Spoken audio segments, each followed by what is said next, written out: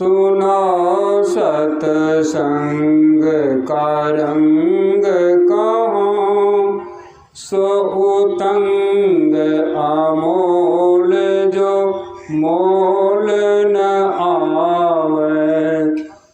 कह सब ही सब संत पुकार, बिना सतसंग नहीं कछु पावे।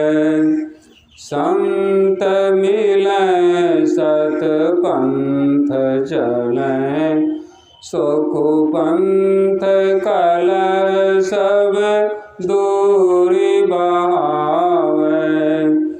ज्ञान विवेक वैराग लख, मन मान मणि विधि सारी नसावे। सतमता कछु और लख, सुपक गुरु मार्ग में श्रुति लावे। तुलसी तत तोल विचार कहें, सो अमोल पिया घर सहज समावे।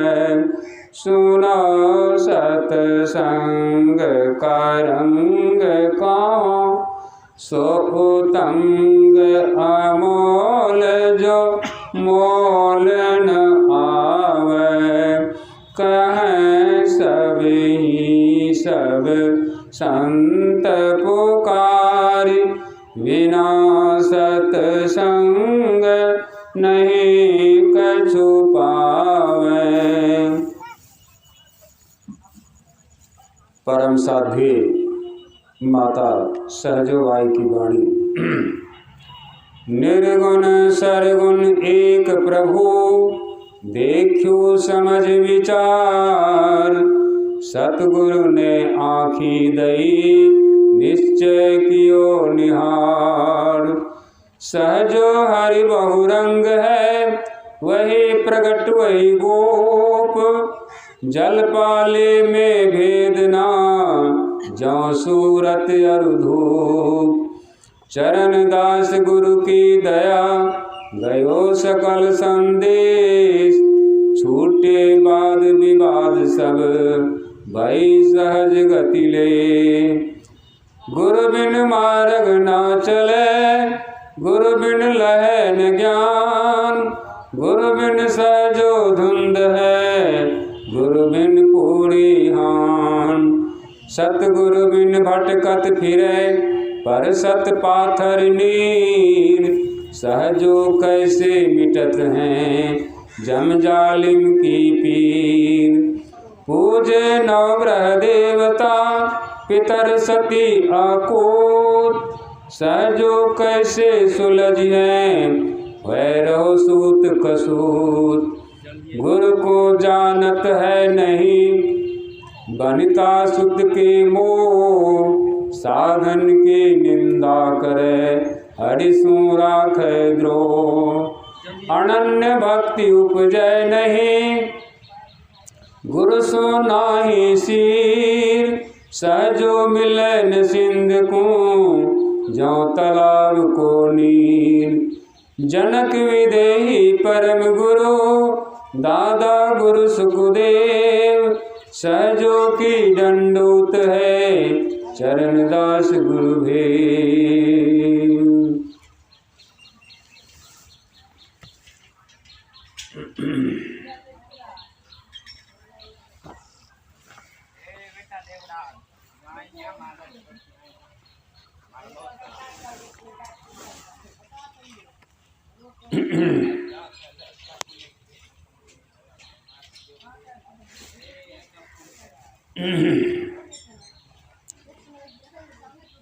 सतगुरु की महिमा अनंत।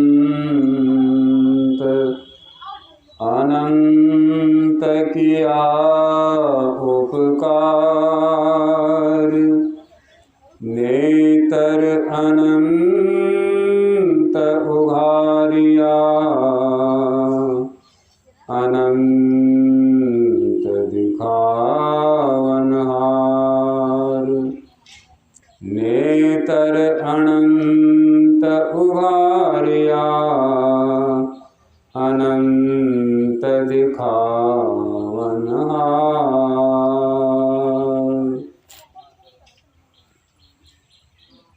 संत पंथ सत्संग को सुनने आए प्रेमी जन, प्यारे बच्चों, अभी आप लोगों को संतवाणी का पाठ करके सुनाया गया। संतवाणी का पाठ करने का क्या अभिप्राय है?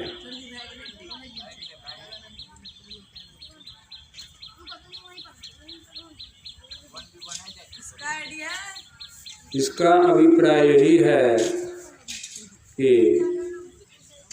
संतों के विचार से हम मनुष्य अवगत हों और संतों का जो पंथ है सो पंथ के बारे में हमें जानकारी हो। संतों के पंथ क्या है। महाभारत ग्रंथ में इसकी चर्चा आई है। महाराज युधिष्ठिर से यक्ष का प्रश्नोत्तर हुआ था। उन प्रश्नों में बहुत से प्रश्न थे, लेकिन उन्हीं प्रश्नों में एक प्रश्न यह भी था, किम पंथा,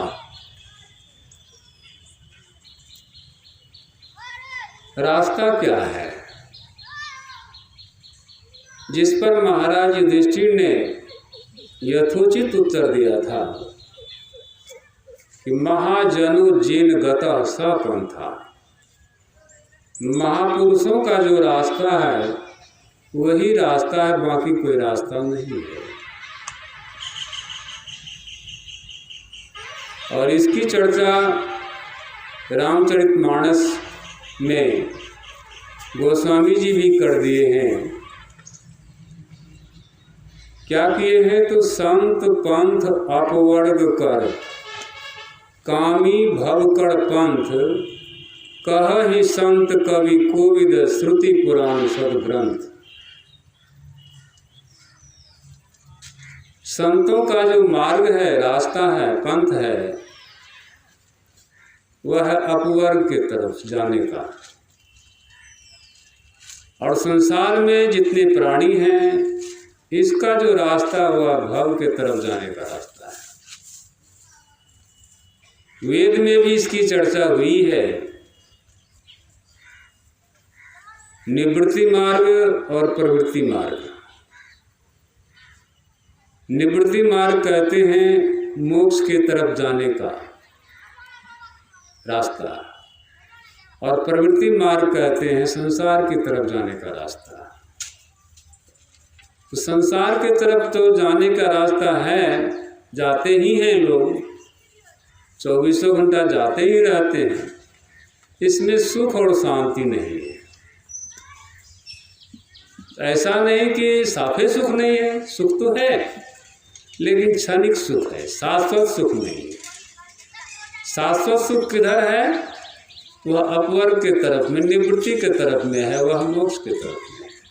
वह शाश्वत सुख है, उसका कभी नाश नहीं होता है। वही सत्य है, वही परम तत्व परमात्मा है। उनके तरफ चलना, परमात्मा की तरफ चलना होगा। उनके तरफ चलना, ईश्वर से मिलने के लिए चलना होगा। तो यह संत का पंथ सत्संग है।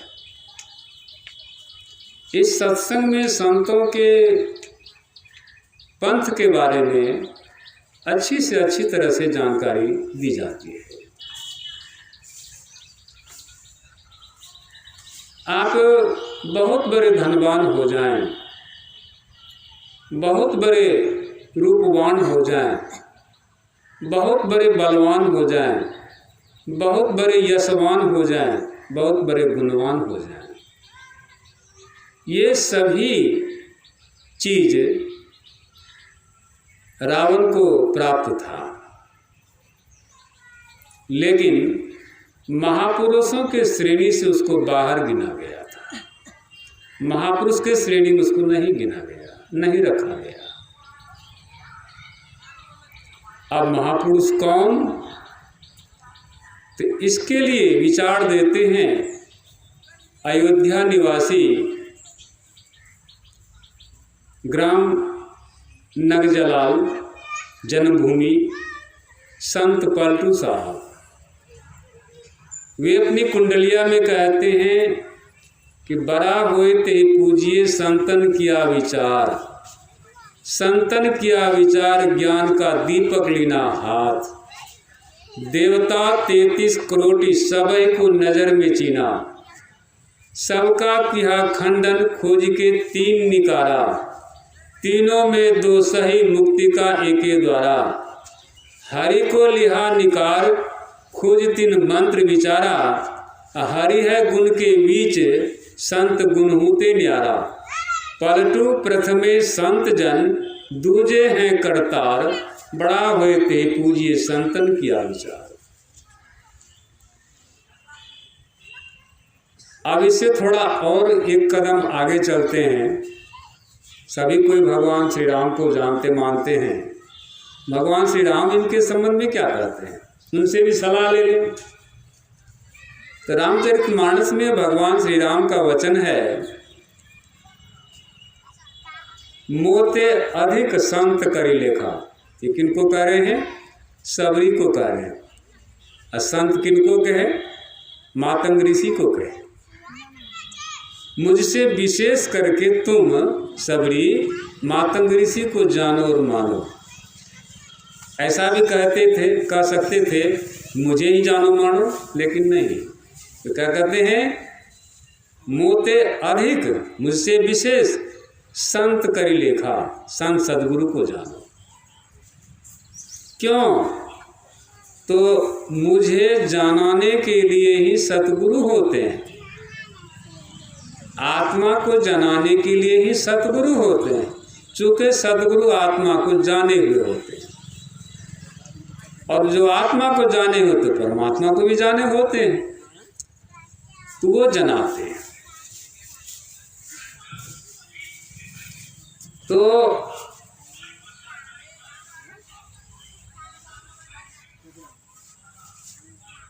अब यहाँ पर सबरी के लिए सर्वश्रेष्ठ सर्वोत्तरी उनके सतगुरु हैं। इनसे थोड़ा एक कदम और आगे चलते हैं। भगवान श्री राम के इष्ट देव थे भगवान शिव, और भगवान शिव के इष्ट देव थे भगवान श्री राम।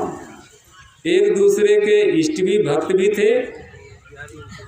अब भगवान शिव से पूछते हैं कि वे इस संबंध में क्या कहते हैं। तो भगवान शिव की भी वाणी है कि अवजनि करहु विप्र अपमाना, जानहु संत अनंत समाना। ये कहाँ की वाणी है?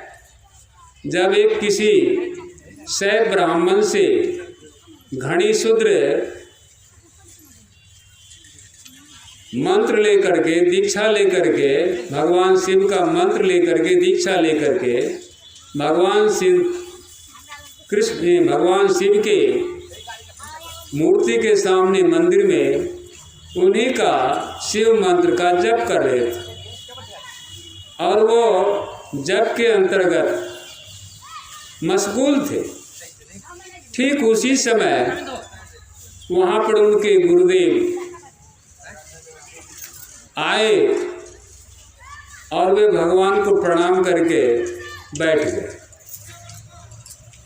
लेकिन उनका शिष्य जो था वह उठ करके प्रणाम नहीं किया। यह अभद्र व्यवहार देख करके भगवान शिव को रहा नहीं गया। भगवान शिव उस समय कहते हैं कि भई नभवाणी, आकाशवाणी हुई, ऐ घनी शूद्र दुष्ट, तुमने सतगुरु का अपमान किया है, अजगर के तरह बैठा रह गया, जा तू अजगर हो जा। श्राप दे दिया। अब उनके गुरुदेव जो थे वो घनी शूद्र का, वे हाहाकार करते हैं कि भगवान ये आपने क्या कर दिया,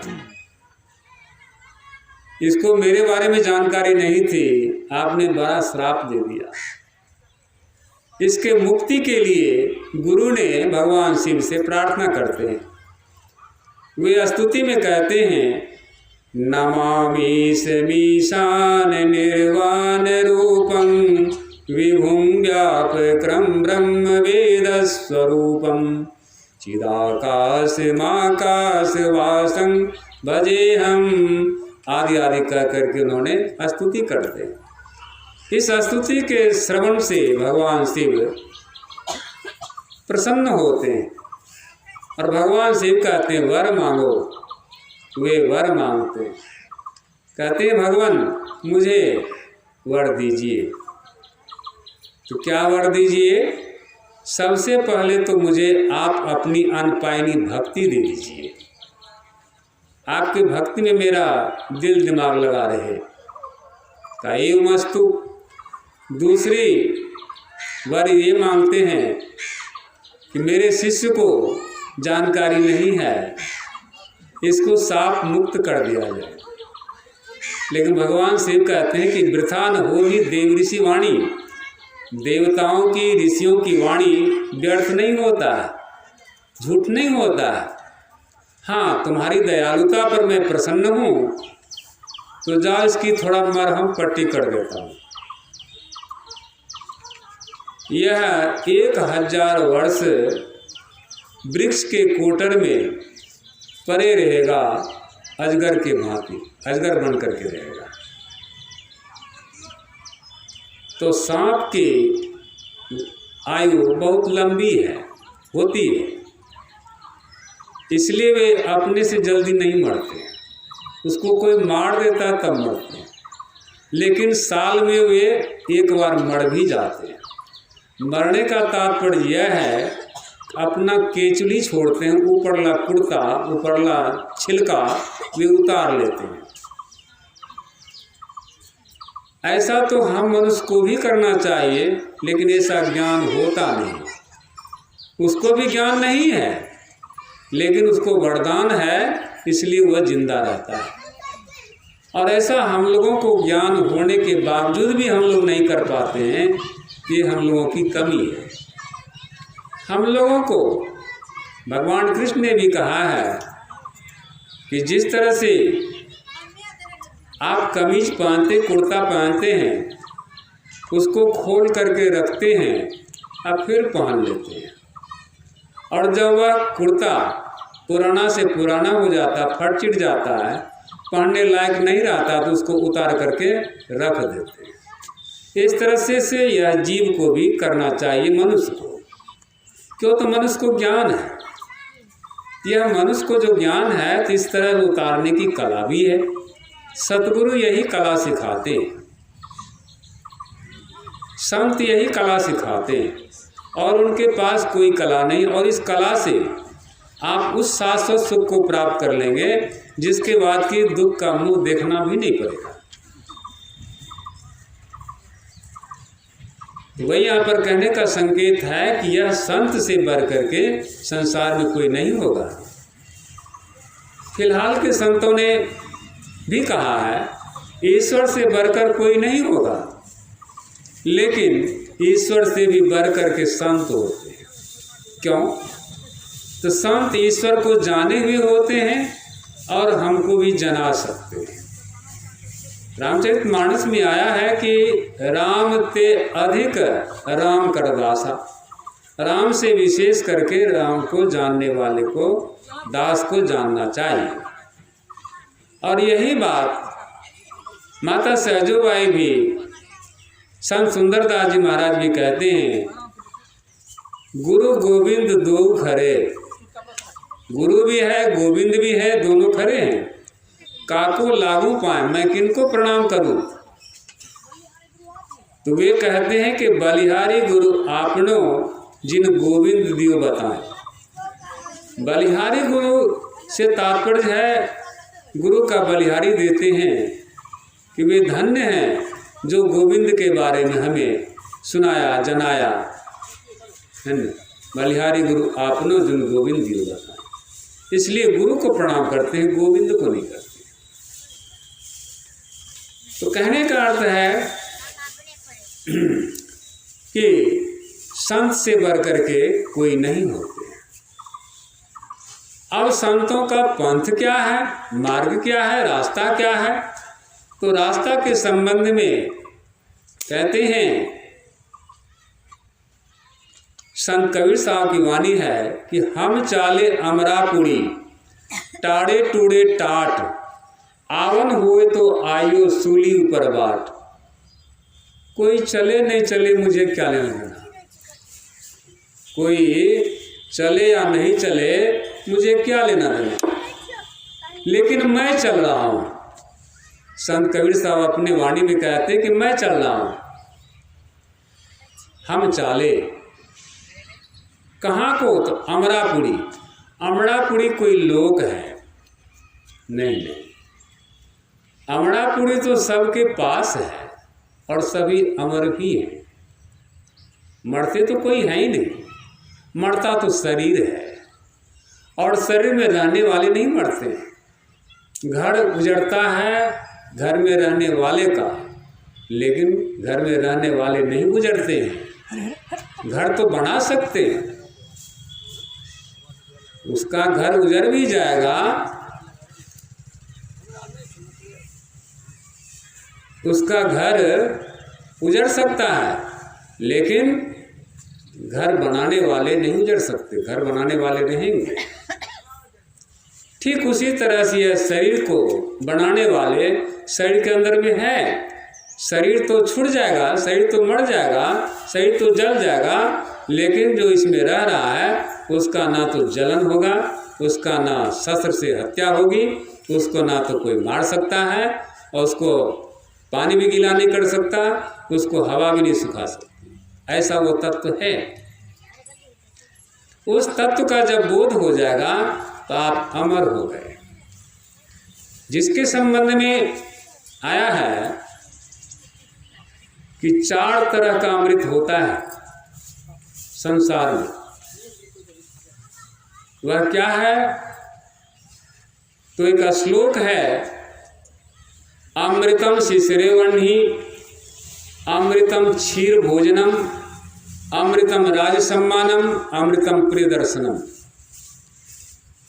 शरद के मौसम में, जाड़े के मौसम में अभी सबको आग प्रिय है और वह सबको चाहिए। भोजन भले ना मिले, वस्त्र ना मिले तो ना मिले, लेकिन आग तो जरूर चाहिए। निर्वस्त्र लोग भी समय काट लेते हैं जाड़े में आग के पास रह करके। तो यह क्या हुआ? अमृतम शिशिरेवह्नि। शरद के मौसम में आग जो है अमृत के तुल्य है नहीं, लेकिन तुल्य है, बराबर है। अमृतम क्षीर भोजनम, भोजन जो आप हम लेते हैं उसमें दूध या दही, इसको अमृत माना गया है नहीं, लेकिन फिर भी अमृत माना गया है। तीसरा क्या है? अमृतम राज सम्मानम।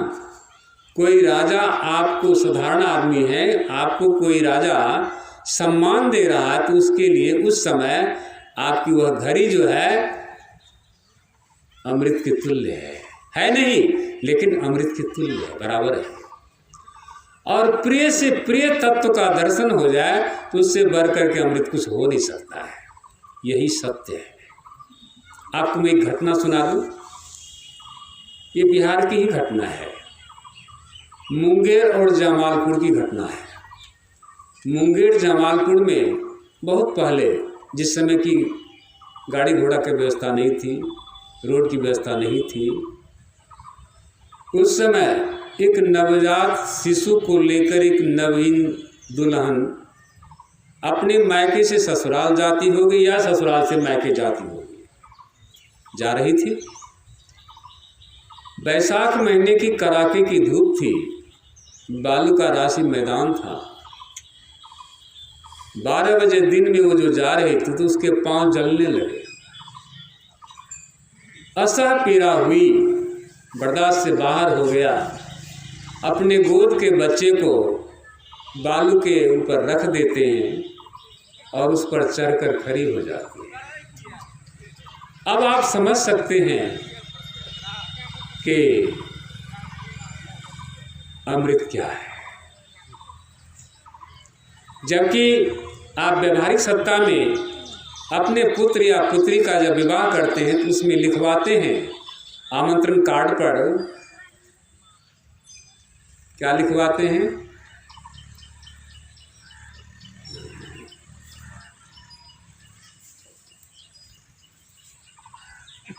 आत्मज और आत्मजा।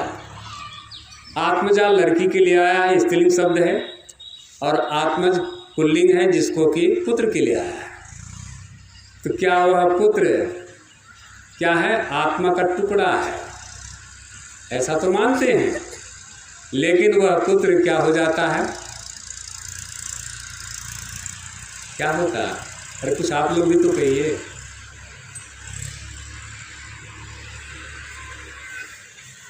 तजिय ताहि कोटि बैरी सम यद्यपि परम स्नेही। परम स्नेही है वह भी त्यागने योग्य है। यदि आपके साथ वह व्यवहार गलत कर दिया तो, लेकिन आपकी आदत बनी हुई, आप कर नहीं सकते। सहन कर लेंगे लेकिन त्याग नहीं सकते। इसको कौन त्यागता है? तो बिरला कोई पुरुष त्यागता है, और वह समाज से भिन्न हो जाता है, अलग हो जाता है। गोस्वामी जी लिखते हैं कि जाके प्रिय न राम वैदेही तजिय ताहि कोटि बैरी संग यद्यपि परम स्नेही। तजो पिता प्रहलाद विभीषण बंधु भरत महतारी बलि गुरु तजो बंत क्रंत बदी भय मुद मंगलकारी। ये सब तज दिया तो कैसा हो गया? मुद मंगलकारी हो गया।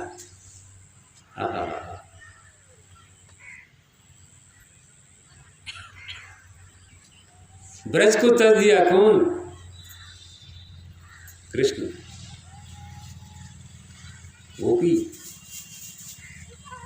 वनिता को तज दिया, वनिता में स्त्री। पिता को पुत्र ने तज दिया, रावण जैसे भाई को विभीषण ने त्याग दिया। बंधु भरत महतारी, भरत को भी, भरत अपने माता को त्याग दिया। ये सब त्याग दिया, छोड़ दिया। यही ज्ञान है। और जब तक आप छोड़ेंगे नहीं तो इस रास्ते पर चल नहीं सकते। रास्ता ही ऐसा है, सबको छोड़ के चलना पड़ता है। तो बाबा कबीर साहब कहते हैं हम चाले अमरापुरी। तो आपको सबसे प्रिय क्या हुआ? आत्मा, अपनी आत्मा। पराय की आत्मा नहीं, अपनी आत्मा। आपको अपने आत्म तत्व का दर्शन हो जाए, इससे बढ़कर के अमृत हो नहीं सकता है, और आप अमर हो जाएंगे। यही तो बाबा कबीर साहब कह रहे हैं अमरापुरी। कैसे? तो टाड़े टूड़े टाट। टाट मैंने होता है, आप लोग देहाती भाषा में पर्दा को भी टाट कहते हैं, लेकिन ये यूपी की भाषा है। टाट मैंने होता है वस्त्र, समझे? मथुरा से एक पंथ निकला है, जय गुरुदेव बाबा का। उस पंथ के महात्मा लोग घोड़ा चट्टी का कुर्ता पैजामा टोपी पहनते हैं। तो इस समाज में कहते लोग टाटधारी महात्मा है। श्रीमान घोड़ा चट्टी का कुर्ता पैजामा पहन लीजिए, मार्किन का पहन लीजिए, खादी का पहन लीजिए, टेरिकॉटन का पहन लीजिए, टेलरिंग का पहन लीजिए, प्लास्टिक का ही पहन लीजिए। टाट टाट ही है। इसको कैसे छोड़ करके चलेंगे? तो टाड़े टूड़े, इसको टाड़िए, छोड़िए, छोड़ छाड़ के चल रहे हैं। लेकिन ये सभी टाट आपके शरीर रूपी टाट पर चढ़ा हुआ है। शरीर भी एक टाट है, जिसको बाबा कबीर साहब कहते हैं शरीर टाट है। किसके ऊपर टाट है? तो आत्मा के ऊपर टाट है, जीवात्मा के ऊपर टाट है। अब जीवात्मा के ऊपर जो टाट है, ये टाट तो हट जाए। टाड़े टूड़े टाट। आप नदी में जो तैरते हैं तो क्या करते हैं? दोनों हाथों से पानी को पीछे को धकेलते हैं, पैर से भी धक्का देते हैं, और तब आप आगे बढ़ते हैं। अच्छा, वो उसको छोड़ते। अभी धान की खेती हुई है, जब सघन फसल लगती है, अब बीचों बीच आपको जाना है, कैसे जाते हैं? दोनों हाथ से बीह फाड़ते हुए, दोनों साइड करते हुए धान को, तब आप चलते हैं। तो बीच खाली हुआ ना। और यही संकेत जो माई दाई विवाहिता हैं, उनके सिर पर जो सिंदूर लगी होती है वह क्या है? वही रास्ता है। माई दाई को तो बाहर में दिखता है, पुरुष को नहीं दिखता है। और माई दाई को बाहर में दिखता है लेकिन अंदर में नहीं दिखता है। किन्हीं किन्हीं माई दाई को, किन्हीं किन्हीं पुरुष को अंदर में दिखता है, सबको नहीं दिखता है। ठीक ऐसा ही रास्ता है जैसे कि 4 लाइन है, जीटी रोड है, इसी तरह साफ सुथरा है, वहाँ पर कोई कुछ नहीं है, एकदम खाली है, खाली है। उस पर सिर्फ आप ही चल सकते हैं, दूसरा चलने वाला भी नहीं है। वह शून्य का रास्ता, वह शून्य का मार्ग, जिसको संत दादू दयाल जी महाराज भी कहते हैं, सुन्नी मार्ग आया सुन्नी मार्ग जाए, चेतन पैरा शब्द की दादू रही बुलाए। यह जीव शून्य मार्ग से आया है और जब कभी भी जाएगा तो शून्य मार्ग से ही जाएगा। चेतन पैरा, चेतन से तात्पर्य हम आप अभी जीवन में हैं तो अभी चेत सकते हैं। चेतन है तभी तो चेत सकते हैं। जो अचेतन हो गया, जो मरा हुआ लाश पड़ा हुआ है, उसमें तो चेतन नहीं है, वो क्या चेतेगा। लेकिन एक महात्मा कहते हैं, माया मुख जागे सबे सो सूता कर जान, दरिया जागे ब्रह्म दिशी सो जागा परमान।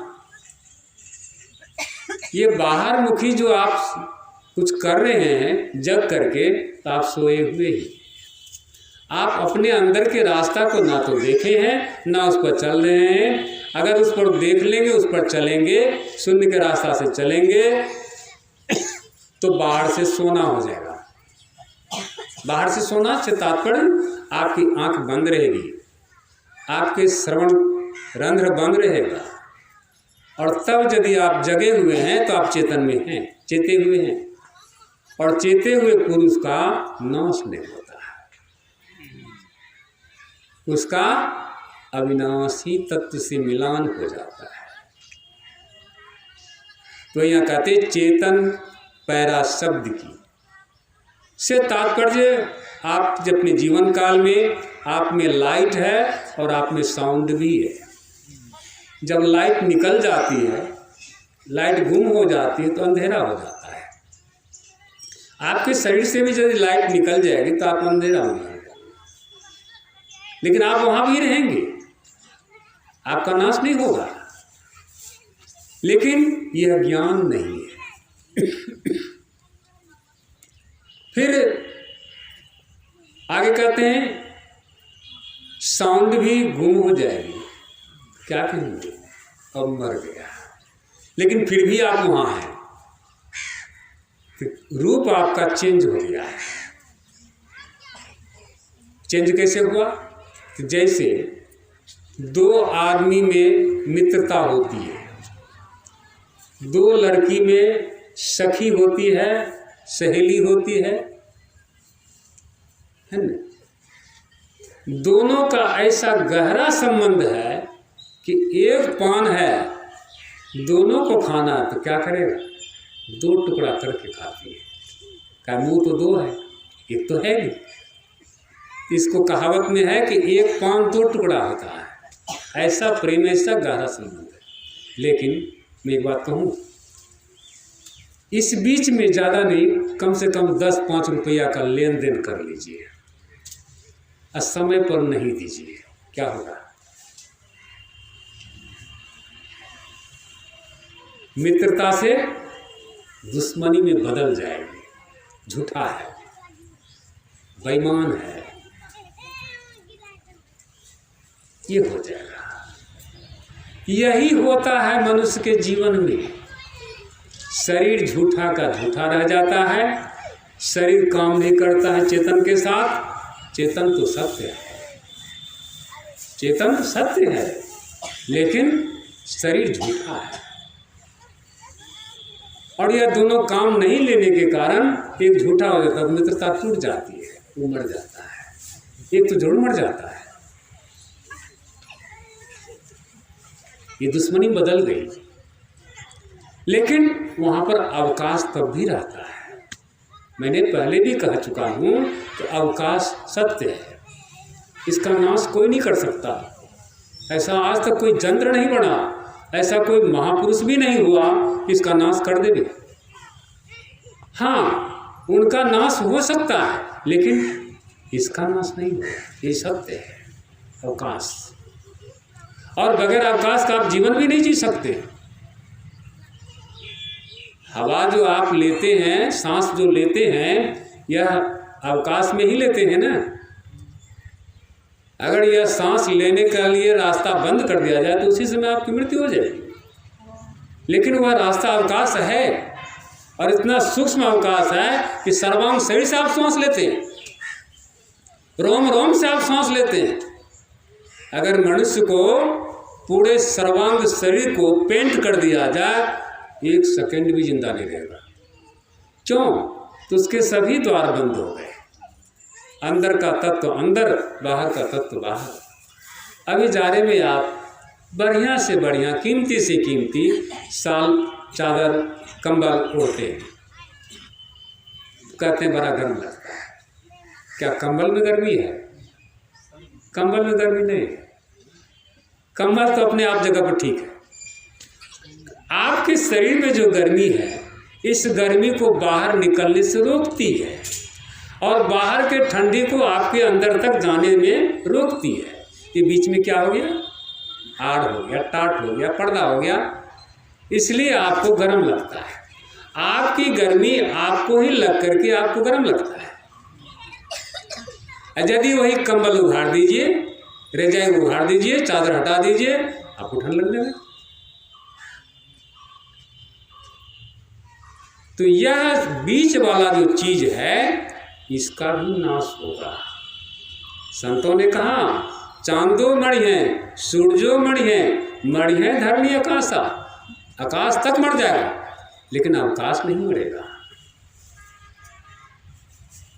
शून्य से स्थूल से सूक्ष्म है शून्य, शून्य से सूक्ष्म है आकाश, और आकाश से महासूक्ष्म है अवकाश। आकाश का भी मृत्यु होगा, अवकाश भी टूट जाएगा, लेकिन अवकाश नहीं टूटेगा। अवकाश आनंद अखंड है, जिसको संत कबीर साहब कहते हैं, अखंड साहब का नाम और सब खंड है, खंडित मेरु सुमेरु खंड ब्रह्मांड है। फिर न रहे धन धाम से जीवन धन्य है, लक्ष्य 84 परे जीव जम फंद है। जाका गुरु से हेत सोई निर्बंध है, उन साहब के संग सदा आनंद है।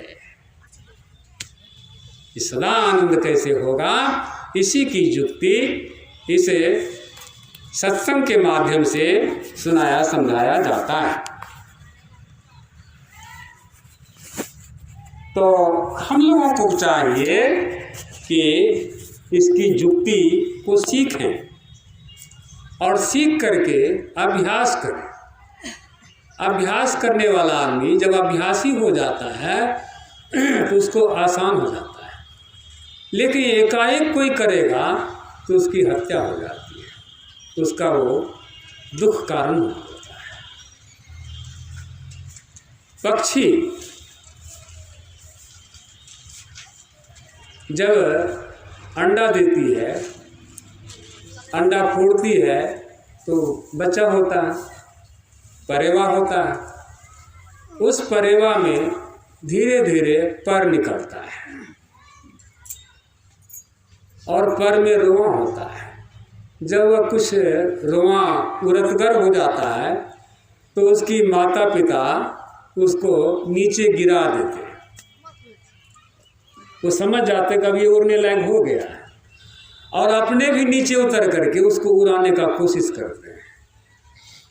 और उस उड़ाते उड़ाते उड़ाते थोड़ा उड़ाते थोड़ा उड़ाते थोड़ा उड़ाते, यानी डाल पर बैठाते बैठाते उसको उड़तगर बना देते और उड़ जाता है। सतगुरु भी यही करते हैं,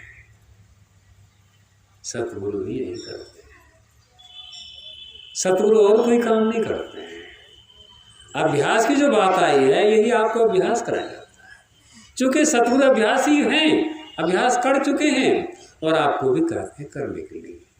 लेकिन कुछ एक शिष्य ऐसे भी होते हैं, नाय गुरु जी ऐसे करना चाहिए आपको, आप गलत कर रहे हैं। कुछ बेटा भी अपने बाप को कहता है, बाबू तेरा लूर नहीं भेल साहब, हे ना करा ना हो।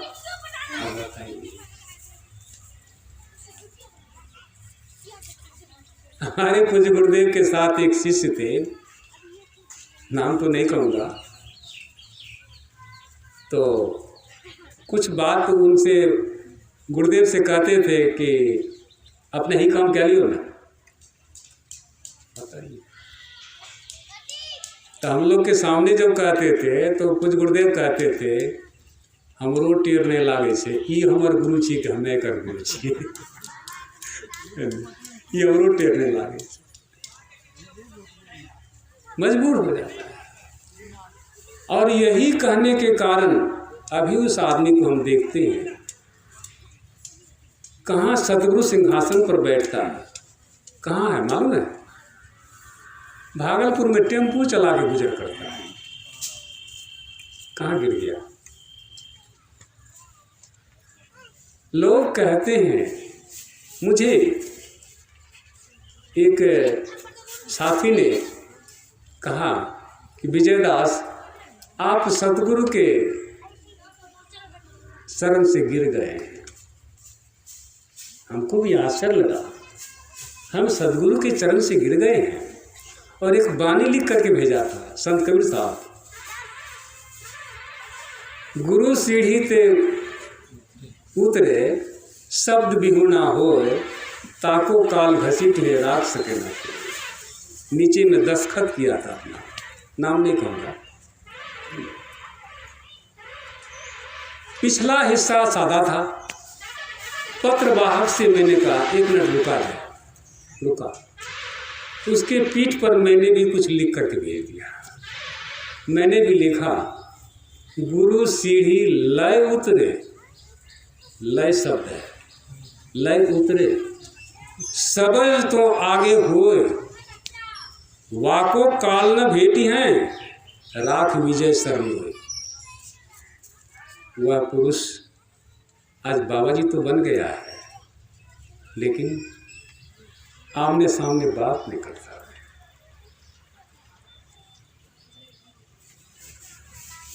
और कुछ जोड़ तंगर करके पद भी बना रहा है, ये उपज होती है।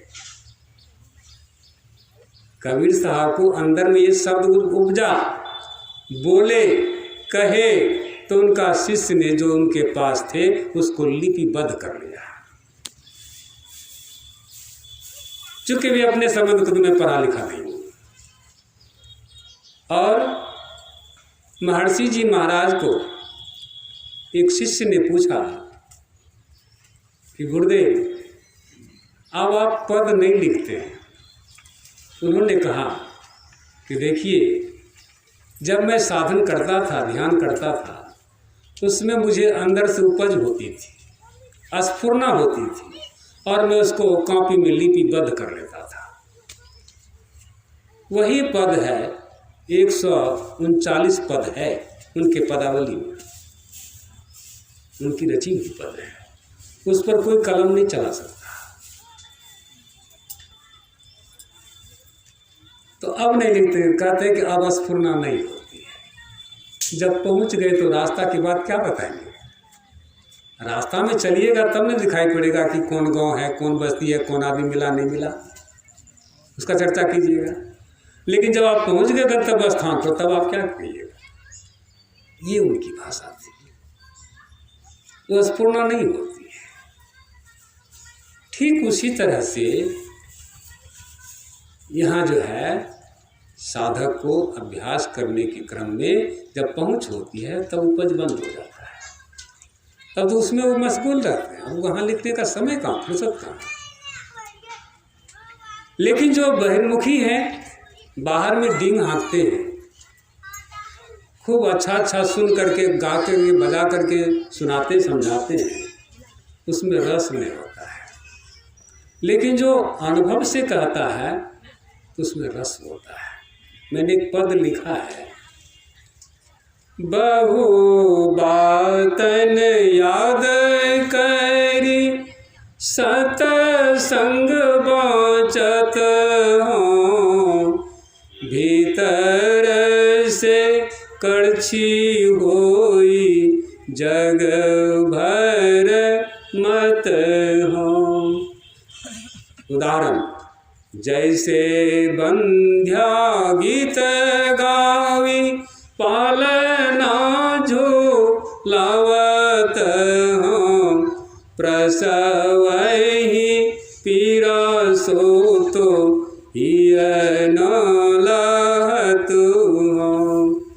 जैसे मिट्टी भांड हूँ में ग्वाला छिर राखत हों, खाली भांड आगे राखी घृत जू बड़कत हों।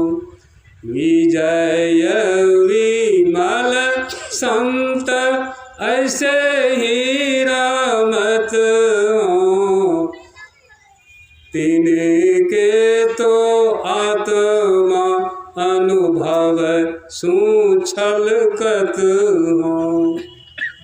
उनका आत्म अनुभव उपदेश होता है, वे प्रवचन नहीं करते।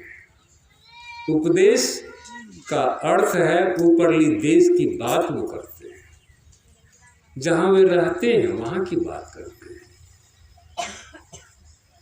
जैसा कि गोस्वामी जी अपने विनय पत्रिका में लिखते हैं, शोक मोह भय हर्ष दिवस निशी देश काल तह नाही, तुलसीदास यही दशाहीन संशय निर्मूल न जाए। जो इस अवस्था से हीन है उसका संशय समाप्त नहीं हुआ है। वाक्य ज्ञान बहुत छाट ले, अलग बात है। प्रवचन लंबा से लंबा 3-3 घंटा दे दे, वो अलग बात है, लेकिन अनुभव एक अलग फंक्शन है, वो होना चाहिए। और अनुभव से जो है उपदेश होता है। उदाहरण में सांसारिक बात ले सकते हैं, लेकिन उदाहरण में दिया ना, बहुत से शब्दों का आपने याद किया है और लोगों को रिझा कर बुझा करके सुना के समझा के अपना शिष्य बना रहे हैं, अच्छी बात है। लेकिन आप अपने को टटोलिए, हम क्या हैं, स्वाद हमको लगा कि नहीं। कड़छी से पूछिए कि सब्जी कैसी बनी, दाल कैसा बना, भात कैसा लगा, कड़छी कुछ नहीं बोलेगी। वही तो शायद आप नहीं है। उदाहरण में दिया, जैसे बंध्या महिला जिन्हें संतान नहीं हुआ है और जब झूलनोत्सव होता है तो क्या करती है, दूसरे को जो देखती है बच्चा को पालने पर खिला रही है, वो भी खिलौना का बच्चा खरीद के लाता है, पालने भी ले आती है, उसमें रख करके खिलाती है, अल्लूरी गा के सुनाती है। कौन सुनता है? खिलौना। अब पेटों को हंसोती है, बच्चा को जन्मदिन में यहाँ दर्द हुआ, इधर दर्द हुआ, कमर में दर्द हुआ, कि पैर में दर्द हुआ, कि सिर में दर्द हुआ, इसका अनुभव नहीं बता सकती। माता देवकी भगवान कृष्ण को जन्म दी थी, पाले भले नहीं थी, किसी कारणवश। तो माता देवकी बता सकती थी कि मुझे 8वां पुत्र कृष्ण पैदा लिया था। इसके पहले जो 7 पुत्र या पुत्री हुई थी, जिसको कि उनका मामा कंस ने समाप्त कर दिया था। यही कारण था कि उसको अपने जसोदा के यहाँ भेज दिए थे। जसोदा उसको पालना पोसना किया है, पालने को झुलाई है, लेकिन वह स्वाद नहीं बता सकती है देवकी वाला। देवकी वाला स्वाद नहीं बता सकता।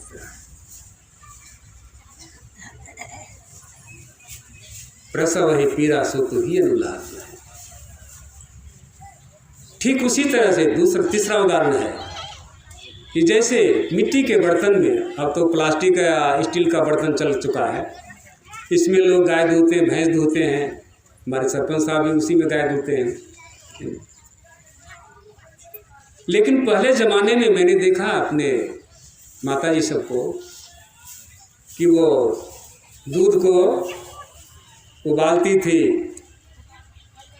मिटिया में से निकाल के कढ़ाई में उबालती थी, उसका छाली उतारती थी, छाली रखती थी, उसको महती थी, घी निकालती थी, और वो जो इतने देर जो बर्तन में रखती थी, मिट्टी के बर्तन में, तो बर्तन जो है सो घी से लथपथ हो जाता था। लेकिन जिस मिट्टी के बर्तन में दूध रखती थी उसमें तो दही नहीं जमाते थे, लेकिन उसमें भी खट्टापन का बोध होता था, इसलिए उसको सोन्हा देती थी। सोन्हाने के बाद वह साफ हो जाता था। तो सोन्हाती कैसे थी? तो गरम चूल्हे पर उसको उल्टा के रख देती थी, और वह जब पूरा ताव लग जाता था तो उसमें जो घी पी करके तैयार होती थी वो बर्तन, उससे सन सन सन सन घी बरकने लगता था। जैसे मिट्टी भांड में ग्वाला छीर राखत हो, खाली भांड आगे राखी घृत जो बरकत। उसी तरह कवि कहते हैं विजय विमल संत, ऐसे जो विमल संत हैं उसका कोई आलय और विलय नहीं, रमते राम। उसको आत्मानुभव होता है, वो उपदेश करते हैं, पर वचन नहीं करते। पर वचन कहते हैं टेप को, टेप में जो लोड हुआ वही बोलेगा। उपदेश कहते हैं लाइव को। अभी जैसे लाइव प्रसारण हो रहा है, बिहारी नहीं, भारत के कोने कोने के लोग उसको देख रहे हैं कि कौन उपदेश कर रहा है। ठीक इसी तरह से साधक को, संतों को अनुभव होता है कि आत्मा क्या है, परमात्मा क्या है। यह ज्ञान होने के लिए तो आपको ऐसे ज्ञानी के पास जा करके सीखना चाहिए। शास्त्र में दिया है, उत्तिष्ठ जागृत प्राप्य वारान्य बोधत्य क्षुरस्य धाया धृत्या दुर्ग पथस्थ कवियों बदंती। अरे अविद्याग्रस्त लोगों, उठो, अज्ञान निद्रा से जागो, श्रेष्ठ पुरुषों के पास जाओ और यथायोग्य पहले उनकी सेवा करो, तब क्या करो, परिप्रश्नेन, तब उनसे प्रश्नोत्तर करो। अभी तो लोग सीधे ठड़िया प्रणाम, बाबा जी आप ऐसे ध्यान नहीं किए, आपको ऐसे करना चाहिए। ये सिस्टम नहीं है। सिस्टम क्या है? पहले उनके पास जाइए, सेवा कीजिए, सेवा की भाव लाइए, और सेवा से सद्गुण है आते। सेवा कीजिए तो सद्गुण स्वाभाविक बढ़ जाएगा।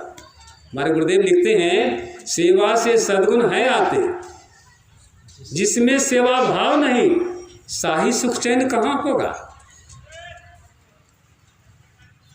चैन शांति सुख नहीं मिलेगा, सुख तो मिल जाएगा, संसारिक सुख मिल जाएगा, लेकिन शांति सुख नहीं मिलेगा। इसलिए शांति सुख पाना हो तो अवश्य ही हम लोगों को ऐसे महापुरुष के पास जाकर के नामदान लेना चाहिए। दीक्षा नहीं लेना चाहिए, नामदान लेना चाहिए। नामदान और दीक्षा में अंतर में बता दूं थोड़ी सी। महर्षि में पदावली में महर्षि जी महाराज लिखते हैं, दाता सतगुरु धन्य धन्य जो राह लखा देते। सतगुरु हमारे दाता होते हैं, मांगता नहीं होते। जो सतगुरु मांगता होते हैं वो सतगुरु कहने के योग्य भी नहीं। मैंने भी अपने काव्य में लिखा है, सतगुरु सोई सराही जो मनसों सुरत फुटाए, जो मनसों सुरत फुटाए शून्य का ध्यान लगावे। सतगुरु भक्ति आनी शब्द का द्वार बतावे, स्वयं सुनत पार की खबर परमार्थ की गांठी खोले। हीरा देवे ही हाथ कछु नहीं मांगत बोले। रहत सबन के संग पर आप सबन सो भिन्ना, जैसे छाछ में रह नेनु साहब को हम हो चिन्ना। विजय विकलांग ने को क्यों बैसाखी धरा, सतगुरु सोई सराही मनुष्य स्वस्थ है। श्रीमान, आप शरीर से स्वस्थ हैं और माथा से भी करीब करीब स्वस्थ हैं। 16 ना तो नहीं कहा जाए, लेकिन 15 ना स्वस्थ हैं। आप भी विचार कर सकते हैं कि यदि आपको कोई ऐसे महात्मा कहें कि मेरा नियम है आप बैसाखी लेकर के बाजार घूमने जाइए या आप सौच जाइए, जहाँ कहीं भी जाइए आप बैसाखी लेकर के जाइए, आप जाना पसंद करेंगे? हो सकता आप कहेंगे नहीं बाबा, ये ठीक बात नहीं है, हम कितना स्वस्थ हैं, चल फिर सकते हैं, सब कुछ कर लेते हैं, बैसाखी क्यों? मेरा आदेश है। अब क्या कीजिएगा, अब गुरु का आदेश तो पालन करना पड़ेगा। अब बैसाखी लेके चलेंगे तो बैसाखी क्या हुआ? ये मूर्ति पूजा, तस्वीर पूजा, ये बैसाखी है। गीत गाना बैसाखी है। और सतगुरु कभी मांगने नहीं जाते।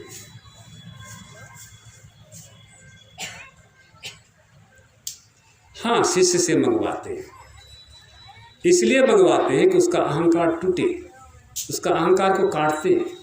शिवाजी राव से बढ़ करके समर्थ रामदास के कोई शिष्य नहीं थे, लेकिन समर्थ रामदास जानते थे ये बहुत बड़ा अहंकारी है। उसका सोच था मैं हूं तो पूरे राव को भोजन मिलता है, ये सोच था। एक दिन गुरुदेव कहते हैं चलो टहलने के लिए सेवा, टहलने के लिए ले गया। रास्ते पे एक पत्थर था, चट्टान। कहते सेवा मेरी इच्छा है कि इस पत्थर को 2 टुकड़ा करवा दो। तुरंत बुलाया गया कारीगर को, कहा इसको 2 टुकड़ा कर दो। मशीन लगा 2 टुकड़ा कर दो। उसके बीच में एक खोड़हड़ था, कटोरी की तरह खोड़हड़, उसमें थोड़ा पानी था, एक मेढक था और मेढक के मुंह में एक मछली थी। समर्थ कहते हैं शिवा इस मेढक को मुंह में मछली तुमने दिया है? नहीं, तुरंत गिर गया उनके पैर पर। तुम क्या सोच रहा था, पूरे राव को मैं भोजन देता हूं? उसी समय उसका अहंकार मर्दन हो गया। फिर भी गुरु को विश्वास नहीं हुआ। तो गुरु जाकर के दूसरे बार जब आए, कहते शिवा मुझे भिक्षा दो। शिवा उनके भिक्षा पात्र को लेकर के जाते हैं अंदर, महल के अंदर। वहाँ हीरा जवाहरा सोना चांदी सब पड़े हुए थे। उठाते हैं, देते हैं, फिर निकाल देते हैं ना। ये भी थोड़ा है। बाबा कबीर साहब की वाणी में है,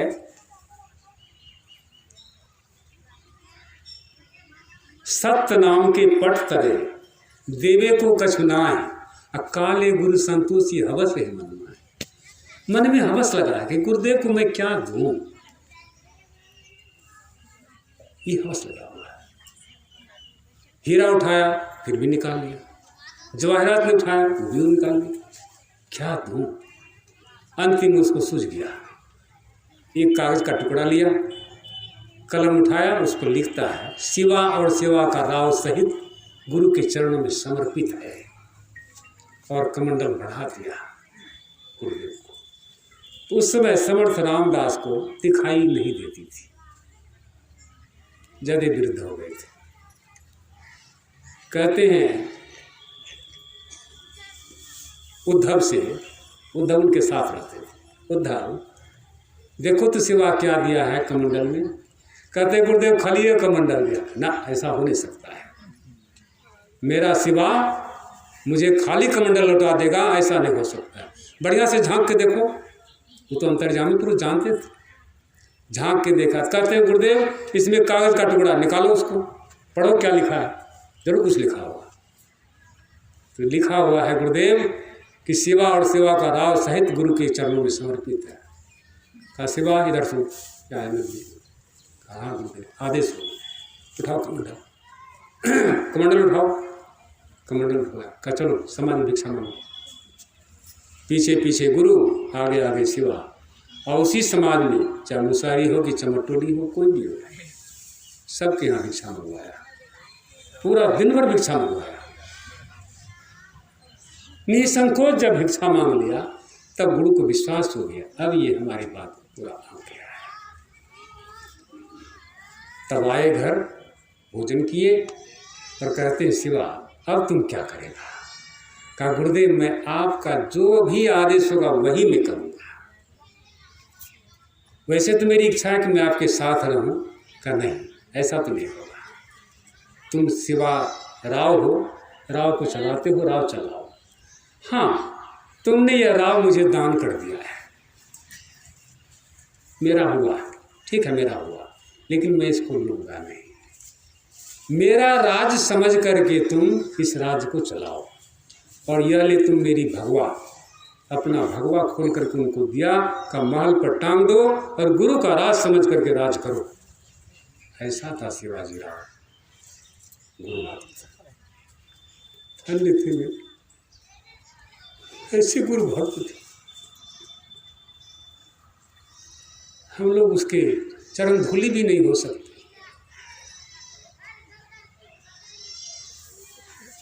इसलिए नहीं हो सकते कि अहंकार नहीं मिटा है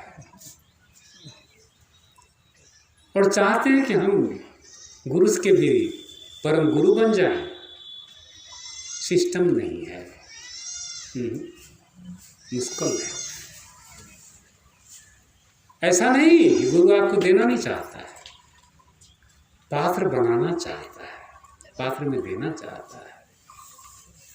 महर्षि जी महाराज के गुरु देवी साहब बड़े बिगड़ते थे, शुरुआती दौर बड़े बिगड़ते थे। एक दिन इतना भला बुरा कह दिए, कहने से बाहर। उनके समक्ष एक सिक्खी थे सदरला साहब। सदरला साहब कहते हैं देखो देवी, ये बिहार से आए हैं, हम लोग यूपी में हैं, इनका यहाँ कोई जान पहचान का नहीं है, इतना मत बिगड़ो। कहते हैं सदरला साहब आप नहीं जानते, मैं जैसे कोई बड़ा भाई अपने छोटे भाई को गढ़ना चाहता है, उसी तरह मैं इसको गढ़ना चाहता हूँ। उनके अंदर जो क्रोध था, महर्षि जी के अंदर जो क्रोध था, पूरा पानी पानी हो गया। कहा आपने ठीक कहा, मेरे पास अहंकार था, आप जो कहते वही सत्य है। और उसको श्रद्धा पूर्वक, निष्ठा पूर्वक, ज़्यादा नहीं, 18 महीना गिनती के साथ 18 महीना, 1.5 साल वही कुप्पा घाट के गुफा में बैठ करके भंजा लिया, असरती को भंजा लिया और सिद्ध करके दिखा दे संसार को, ये होता है संत। भले लोग उसको उपाधि दे दे महर्षि का, लेकिन संत की उपाधि अच्छी है। इसलिए कि 84-85 में मैंने उनका दर्शन किया है। उनका नियम था कि सुबह का स्तुति सुबह, शाम का स्तुति शाम, दोपहर का स्तुति दोपहर करते थे। लेकिन 84-85 में क्या हुआ कि वो 12 बजे दिन में करा देते थे सुबह का स्तुति, कभी कभी शाम में करा देते थे, और शाम का स्तुति सुबह करा देते थे। बड़ा अल्टरनेट हो जाता था। भक्त लोग कहते थे हुजूर अभी शाम है, शाम के समय शाम की स्तुति होनी चाहिए। कौन कहता है शाम है? इतना सुंदर सवेरा, सुंदर सूर्योदय हो गया है और तुम कहते हो शाम है। कभी सुबह के समय कहते थे कि संत स्तुति करो, कहते गुरुदेव अभी तो सुबह हो रहा है। कौन कहता कि सुबह हो रहा है, अभी शाम हो रहा है। सब संतन की बड़ी बड़ी हाड़ी गाओ, तो बातें ऐसा क्यों होता था? अरे कबीर साहब के वाणी को चरितार्थ करते थे। कहाँ उस देश की बतियाँ जहाँ नहीं होत दिन रतियाँ, रविचंद्र नहीं तारे, ऐसा हुआ है स्थान अवकाश।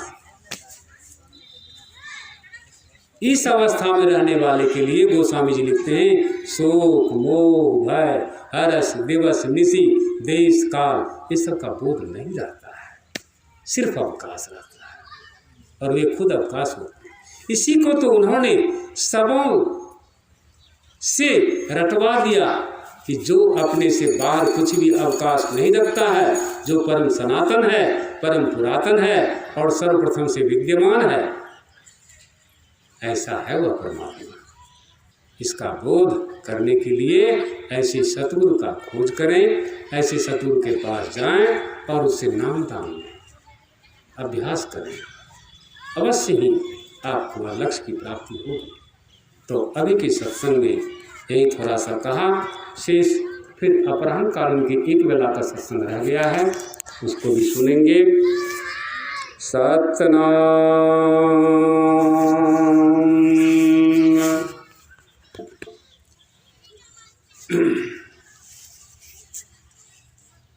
आरती सतनाम संग की जय, शून्य शिखर मार्ग धर लीजय, संत शरण गई जीवन जावै, संत विरोधी आवागमन रावै, दृष्टि फेरी घट भीतर राखो, गुरु ज्ञान अमीय को चाखो, चेतन सुरत शब्द लोलाई, संत पंथ निज घर को जाए, गगन गुफा मह अमृत वासा, पूरा गुरु बिन जाय पियासा, अहंकार से आप सर्वनाशी, विजय वित्त विभो अविनाशी, आरती सतनाम की जय, शून्य शिखर मार्ग धर लीजय, सतनाम।